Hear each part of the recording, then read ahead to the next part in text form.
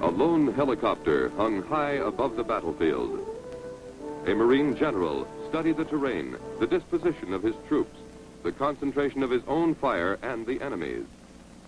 Here and there he dropped lower to confirm what he'd seen. Then, from his command post in the sky, he talked to a regimental commander, directed him to disengage his forces and commit them to another sector. This was August of 1950, the front in Korea.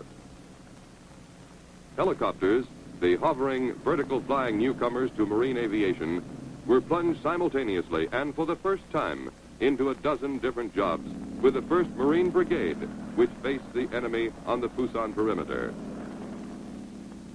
In each job, they proved themselves. As a fighting Marine, as an officer, staff or junior, as a planner or a doer, quartermaster or doctor, whatever your particular billet in the Corps, you'll find your military future includes helicopters. With these pictures from the Korean theater and from stateside training bases, you can get acquainted with them. Notice the ways in which they've already affected your job. And keep in mind their unexplored possibilities, uses yet to come, new applications you may discover. Rescue is one use. It's one the public first heard about. When bomber crews or combat pilots are obliged to ditch, they are seldom able to pick a spot where rescue planes can land. Rough seas or rough terrain often make it impossible for ordinary aircraft to give more than temporary help. But from land or sea, a helicopter can usually let them out.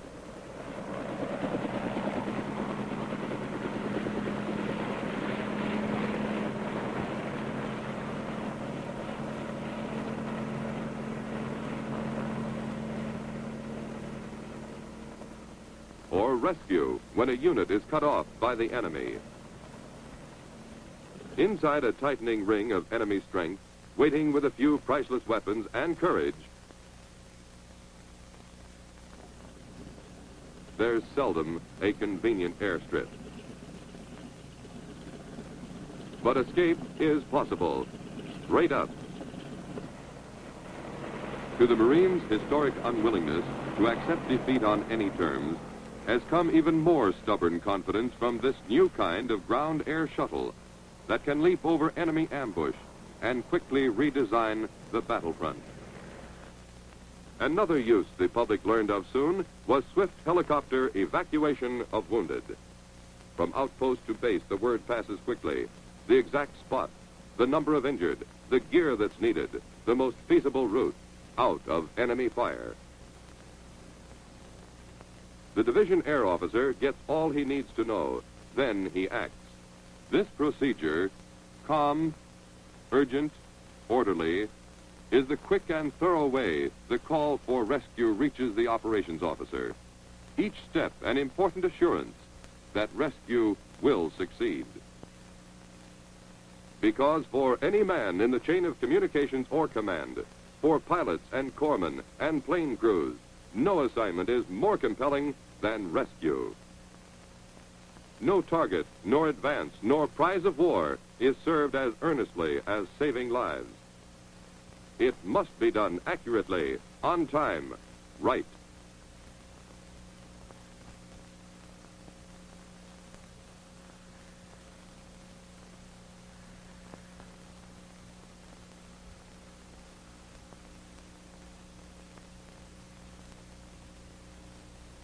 This is the way more and more lives have been saved, at first by nerve and imagination, always by good flying, and by a new kind of airplane that can move straight up and straight down.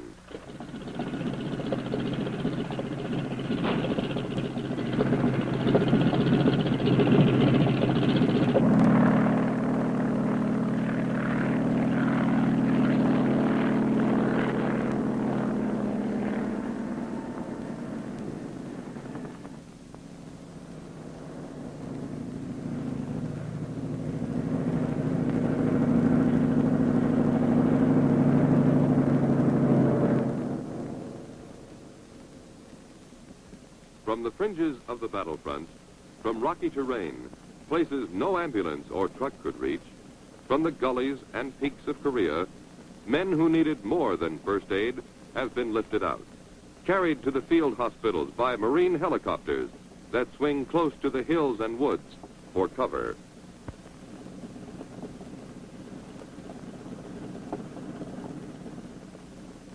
In evacuating the wounded, the helicopter is not only a lifesaver, but a morale-building machine.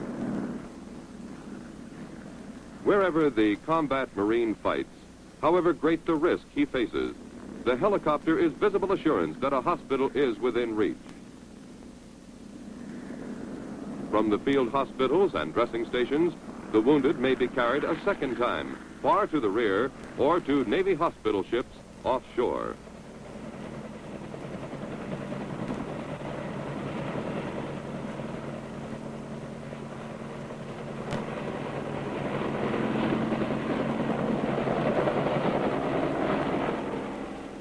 The helicopter is the link that provides faster treatment, less loss of lives, and early recovery.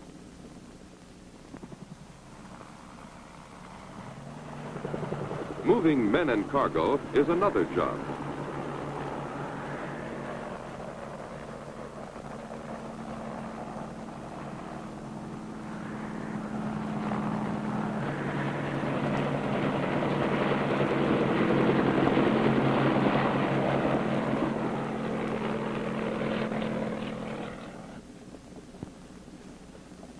In any specific sector, it's done by the helicopter squadron.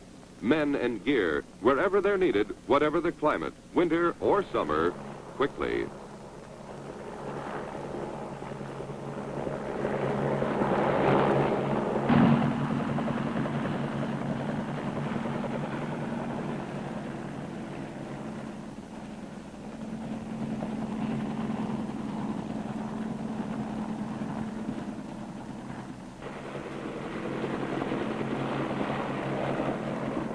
No terrain on Earth was designed for the convenience of the infantryman. In any but the simplest situation, you engage the enemy on a front that demands harsh burdens be carried, often by hand, over miles of tortuous ground. Men, guns, ammunition, food, all must take these routes, and all can when the situation requires it to be carried aloft, moving quickly over miles and obstacles. Forward units can be relieved, resupplied.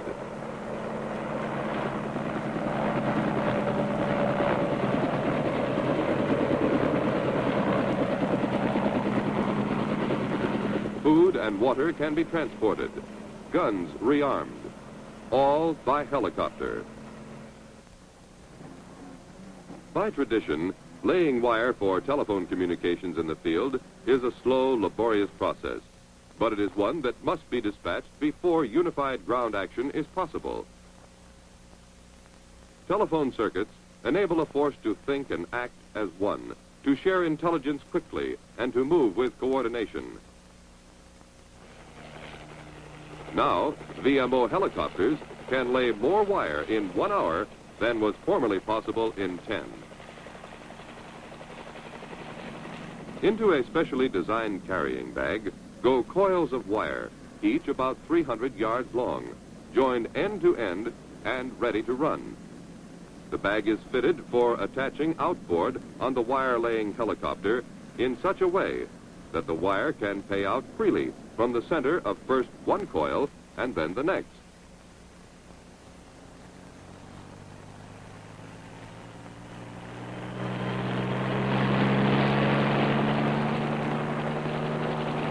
The helicopter goes to the near end of the telephone line to be established. There it drops one terminal.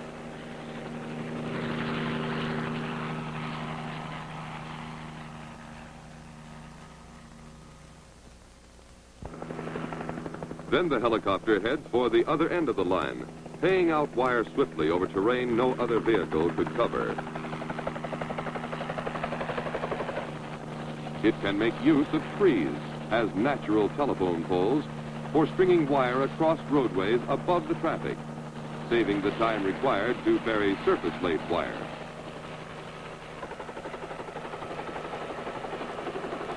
At the other end of the line, The helicopter drops the carrying bag, which contains the other terminal phone.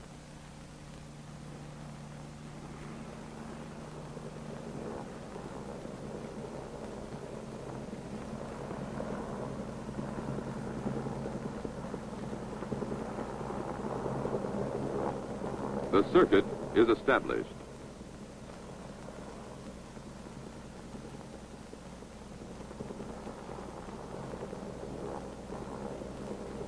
Ordinary wire laying is a job for the smaller utility helicopters of the VMO squadron. But in major maneuvers, where long distances must be covered, transport-type helicopters can do the job, carrying up to 30 miles of wire, often on the return trip from a target area.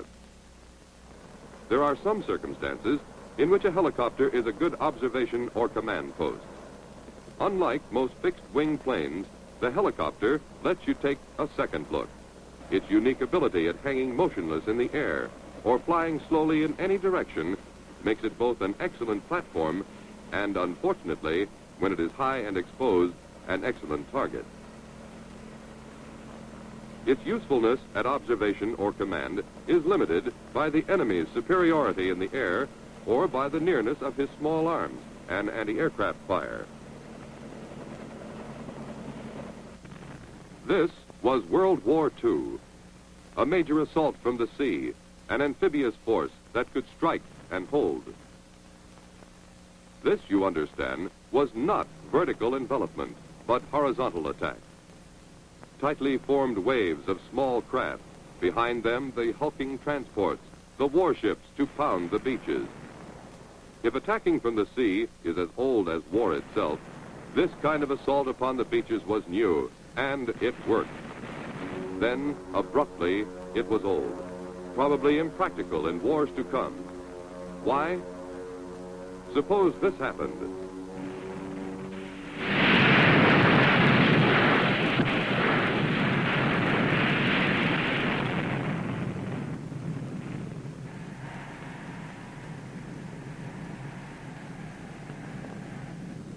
Where is the landing force now? The ideal target of ships, boats, and men that was neatly organized in those few crowded square miles of sea. Destroyed. Dispersed. The cause? One bomb. The weak spot? Concentration. All the eggs in one basket. What's the answer? Watch this one in rehearsal. Not at one point close to the enemy's well-defended beach, but at many widely separated points some 50 or more miles away, aircraft carriers with helicopters, troops, guns, and supplies embarked make their stealthy approach. An hour or so before the assault, the first flight of transport helicopters is brought topside on each of the carriers. As soon as these planes reach the flight deck, the rotor blades, which were folded for stowage on the hangar deck, are unfolded and readied for flying.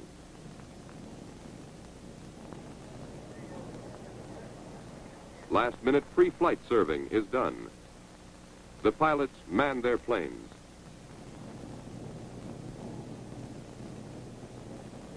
The troops are brought to the deck according to plan, fire teams, squads, platoons. With all their hand-carried weapons, they board their assigned planes. It is an orderly maneuver, and it remains so all the way.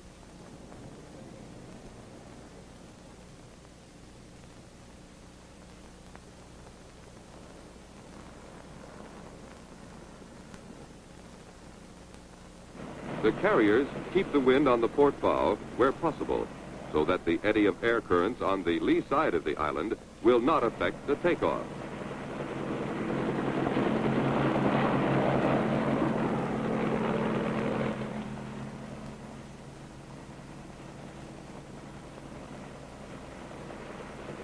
One carrier's helicopters may rendezvous with those from other ships to proceed in formation to the designated landing areas.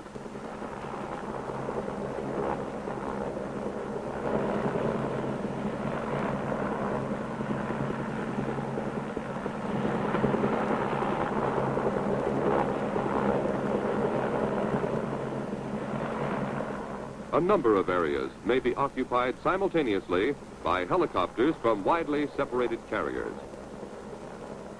This, then, is vertical envelopment, a big military force sufficient for its job, descending about its objective intact, organized, equipped, in action the moment it touches ground. Landing areas will be carefully selected, ordinarily not the beaches. To gain any peace of mind against this third dimension of attack, an enemy would have to dot his landscape heavily with anti-aircraft emplacements, every part of it, and to defend those guns successfully against the neutralizing bombardment. Some strategically desirable spots will not remain defended. Into these, behind the beaches, the attack will descend.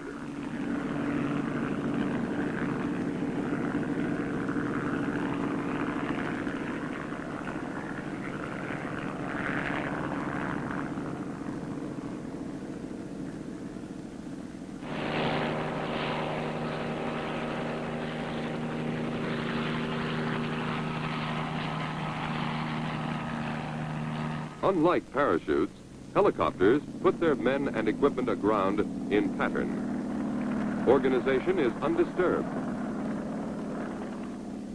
Minor casualties to men and gear are minimized.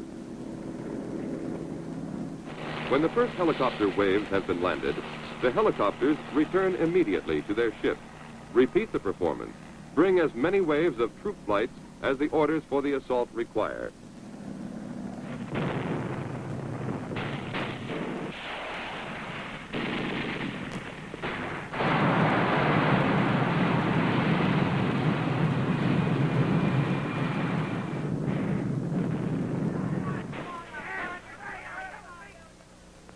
Thereafter, they continue their round-trip flights, but in another phase, resupply. These flights bring ammunition, guns, food, medical supplies. The loads that helicopters can handle are ever increasing as the helicopters themselves progress rapidly from their early development. A future plane, now in the planning, will carry a light tank. At present, cargo is positioned in a planned sequence on the flight deck. Some of it is carried internally.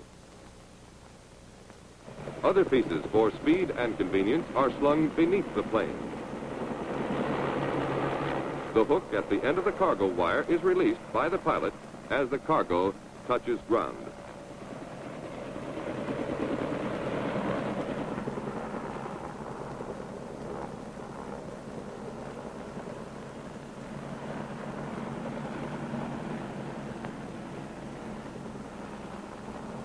Vertical envelopment.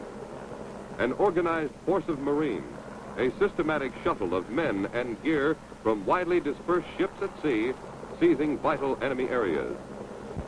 A complete invasion in itself, or a means of securing a beach from the inland side, of averting dangerous concentration and putting down a safe, wide welcome mat for greater forces to come.